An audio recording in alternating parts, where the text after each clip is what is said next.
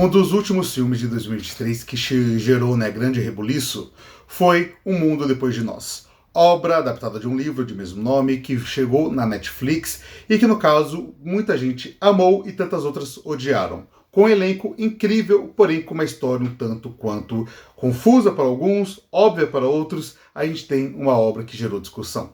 Então, olá, meu nome é Herbert, bem-vindos ao canal, se inscreve aí, deixa aquele like e bora conversar um pouquinho sobre O Mundo Depois de Nós. Bom, aqui a gente tem a história de uma família, mais especificamente a Amanda, interpretada pela Julia Roberts, e o Clay, que é interpretado pelo Ethan Hawke. No caso, os dois, mais especificamente a Amanda, resolve que eles vão sair no período de férias. Ela faz reservas ali, para um Airbnb, para uma casa que fica numa região mais afastada, e os dois filhos vão com eles. Sendo que, ao chegar nesse local, eles se deparam com situações estranhas que começam a acontecer. De início, um navio petroleiro invade a praia onde eles estão, e quando eles retornam para a casa que eles estão hospedados, eles percebem que a conexão de internet caiu, bem como o sinal de televisão. Já no período noturno, duas pessoas batem a porta, o George e também a sua filha Ruth.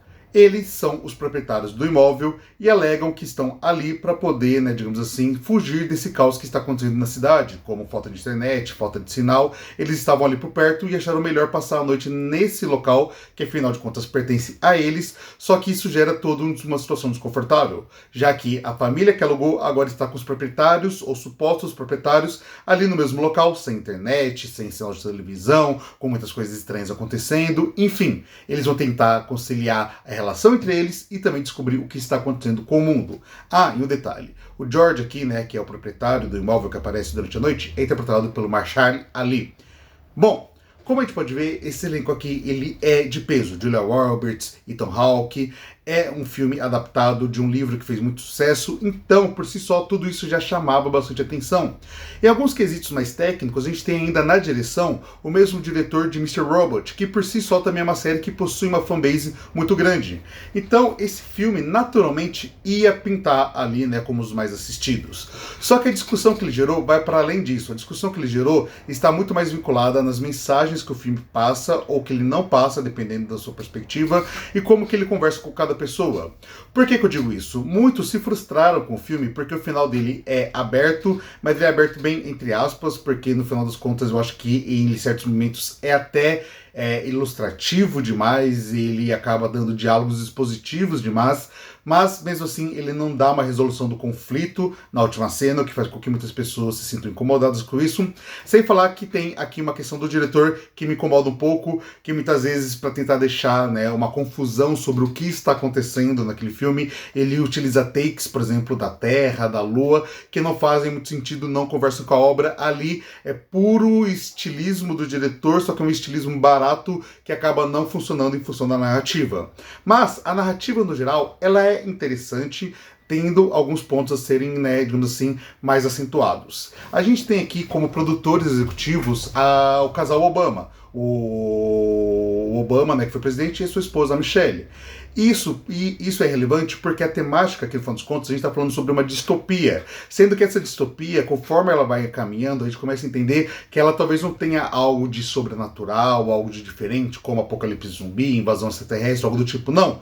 Aparentemente é um colapso interno dentro do próprio Estados Unidos. Então, algumas questões ali apontadas, parece muito que teve o próprio dedo ali, da família Obama, ou pelo menos opiniões deles, sobre como que, o governo, quais seriam os protocolos para lidar com situações como essa.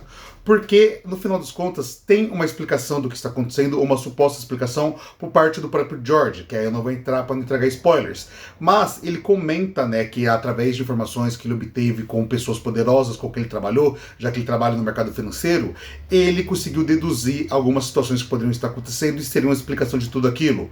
Mas, no final das contas, a explicação do que está causando o suposto fim do mundo, ou esse caos no geral, não importa. O que importa é como que as pessoas se relacionam dentro de um cenário como esse. Um cenário onde as leis já não importam, muito mais o que importa é sobreviver. Um cenário onde você é levado ao extremo, onde você é levado a confiar ou não confiar em pessoas. Ali mesmo a gente tem uma situação onde um grupo, dois grupos na verdade, se conhecem. No caso, o Clay e a família dele, e também o George e a filha dele.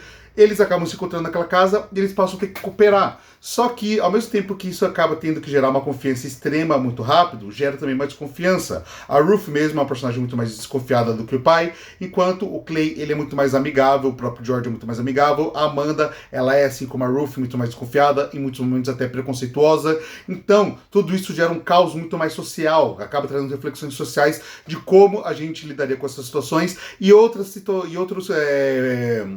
questões que são pontuadas através de outros personagens, como por exemplo a filha do Clay, que é uma garotinha que está ali, né, só querendo terminar de assistir Friends, e isso tudo leva, né, a questões como a gente acaba muitas vezes tendo o conforto em situações banais.